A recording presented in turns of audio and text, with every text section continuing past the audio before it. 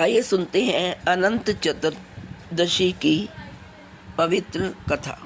पंचांग के अनुसार हर साल भाद्रपद माह के शुक्ल पक्ष की चतुर्दशी पर अनंत चतुर्थी का त्यौहार अधिक उत्साह के साथ मनाया जाता है। इस दिन भगवान विष्णु की पूजा अर्चना करने से जीवन में सुख समृद्धि आती है। तो आइए बढ़ते हैं और सुनते हैं अनंत चतुर्दशी व्रत की पवित्र कथा।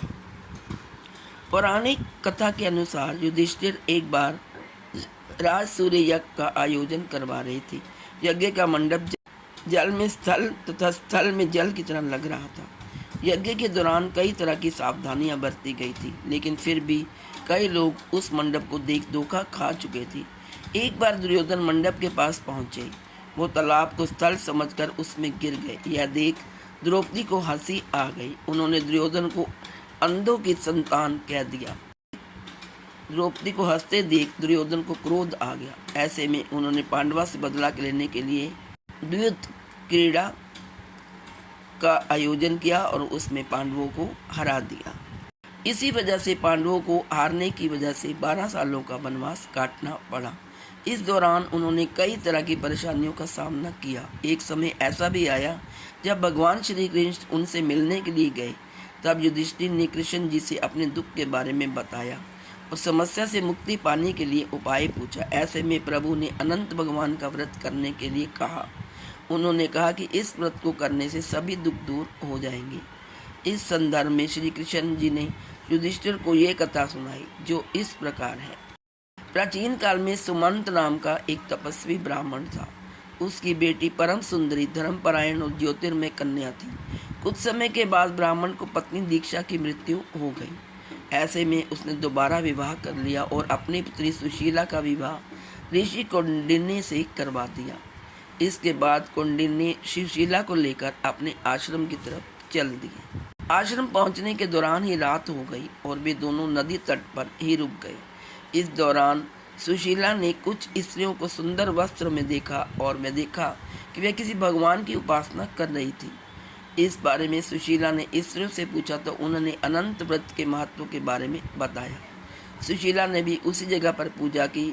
उसने 14 गांठों वाला डोर हाथ में बांध लिया और अपने पति ऋषि कौंडिन्य के पास आ गई।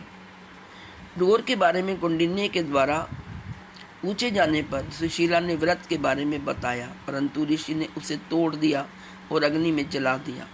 ऐसा करने से अनंत भगवान का अपमान हो गया। इसकी वजह से ऋषि कौंडिन्य को बहुत दुख हुआ।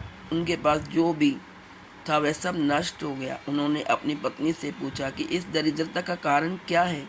तब सुशीला ने उन्हें डोरा जलाने वाली याद दिलाई। उसे अपनी गलती का एहसास हुआ और उस डोरे की प्राप्ति के लिए कई दिनों तक वो वहीं रहे, लेकिन उन्हें सफलता प्राप्त नहीं हुई।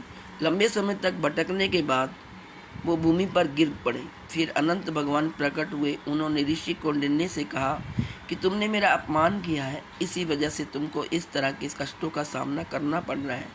तुम वापस जाओ और सच्चे मन से अनंत व्रत करो। 14 वर्ष के बाद सभी दुख दूर होंगे। ऋषि ने अनंत भगवान की बातों का पालन किया और भगवान कृष्ण की आज्ञा से युधिष्ठिर ने भी विधि पूर्वक अनंत भगवान का व्रत किया। इस व्रत के पुण्य प्रताप से पांडवों को महाभारत के युद्ध में जीत मिली और चिरकाल तक राज्य करते रहे तथा ऋषि कौंडिन्य भी सुखपूर्वक अपना जीवन व्यतीत करने लगा। ओम नमो भगवते वासुदेवाय। Please like, share and subscribe. Thank you so much.